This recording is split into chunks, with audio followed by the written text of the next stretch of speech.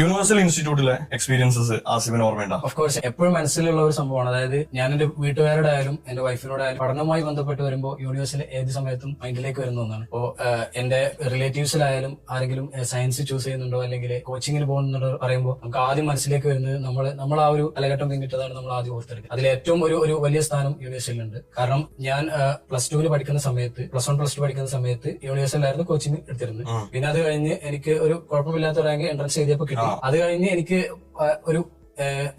ഒരു കോഴ്സിന് പോകാമായിരുന്നു.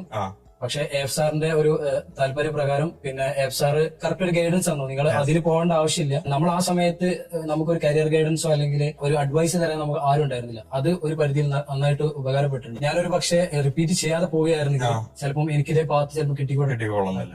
അതായത് കുസാറ്റിൽ അതായത് ഈ നേവൽ ആർക്കിടെക്ചർ ഷിപ്പ് ബിൽഡിംഗ് എനിക്കൊരു വൈത്തിരിവായിട്ടുണ്ടെങ്കിൽ അതിലേക്ക് എത്താൻ യൂണിവേഴ്സിറ്റി തീർച്ചയായും ഒരു വൈത്തിരിവായി തന്നെ പറയാൻ പറ്റും.